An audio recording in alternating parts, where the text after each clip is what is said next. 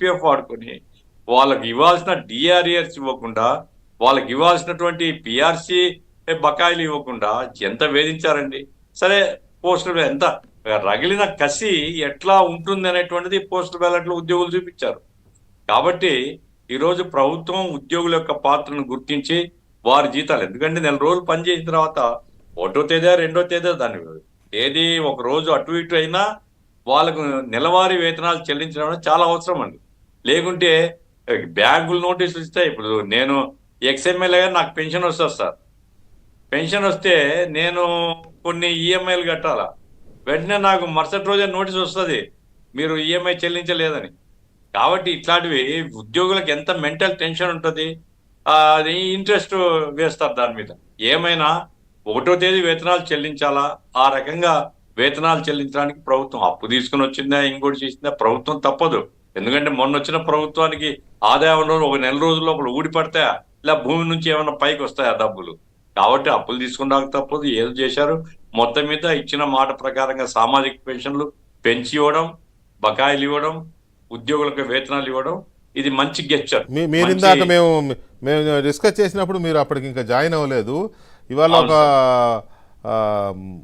పరిస్థితి ఏంటంటే, అసలు ఈ వాలంటీర్లు లేకపోతే సృష్టి ఆగిపోతుంది, స్తంభించిపోతుందని గత ప్రభుత్వం చెప్పింది. ఇవాళ వాలంటీర్లు లేకుండా పెన్షన్లు ప్రతి ఇంటికి చేరాయి.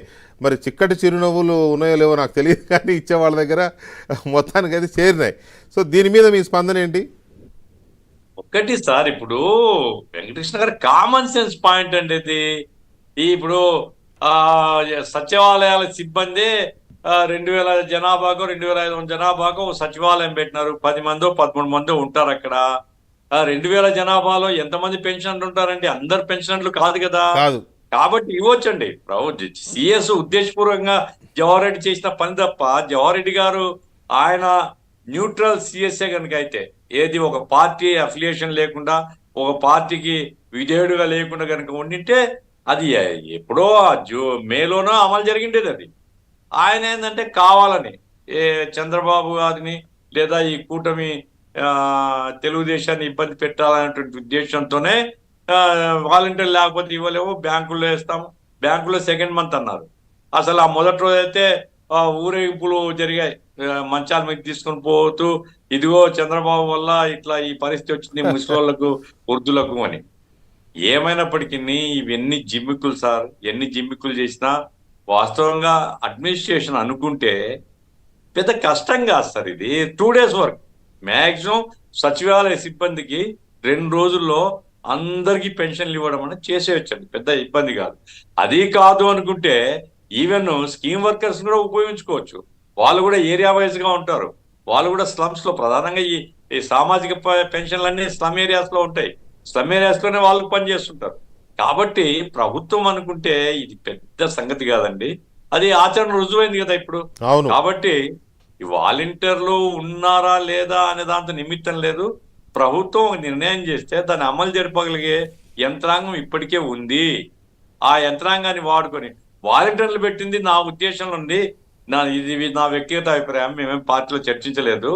అదేమి ప్రజల కోసం కాదండి, కేవలం వైసీపీకి ప్రత్యామ్నాయంగా వైసీపీ క్యాడర్ను డెవలప్ చేసుకోవాలనే ఉద్దేశంతో పెట్టింది తప్ప, ప్రజాధనంతో రాజకీయాలు చేయడం కోసం జగన్మోహన్ రెడ్డి చేసినటువంటి ప్రయత్నం తప్ప. అది వాలంటీర్లు 50 ఏళ్ళకి ఏం చేస్తారు సార్? నాకు అర్థం కలే. 50 ఏళ్ళకి ఉద్యోగి ఏం చేస్తాడు? కాబట్టి వాలంటీర్లు ఉన్నా లేకపోయినా వాళ్ళని లేకుండా చేయాలని నేను చెప్పడం లేదు, అది చర్చించాలా. ప్రైవేట్ సైన్యాన్ని తయారు చేసుకున్నారు. ప్రజాధనంతో ప్రైవేట్ సైన్యం. నేరుగా జనము, జగన్మోహన్ రెడ్డి. ఇక మధ్యలో ఎమ్మెల్యేలు పాత్ర లేదండి. జగన్మోహన్ రెడ్డి మధ్యలో వాలంటీర్. ఇది ప్లాన్ గా చేసింది. ఆ ప్లాన్ ఫెయిల్ అయింది. కాబట్టి ఇప్పుడు ఏంటి, జగన్మోహన్ రెడ్డి కూడా ఏంటి వాలంటీర్లు నేను పెడితేనే ఏమైంది అని దిక్కుతుండడం లేదు సార్. వాలంటీర్లతో ఓట్లు వస్తాయా సార్? ఎవరండి పిచ్చోడు ఎవడో చెప్పింటారు తప్ప, జనంలో ఎంత కష్టపడి పార్టీని నిర్మించుకుంటే ఓట్లు వస్తాయి. కానీ వాలంటీర్లు వచ్చేసి ఉద్యోగులు వచ్చేసి ఓట్లు తీసుకుని వస్తారు అంటే ఇట్లే అవుతుంది, బోర్ల మొక్క పడతారు.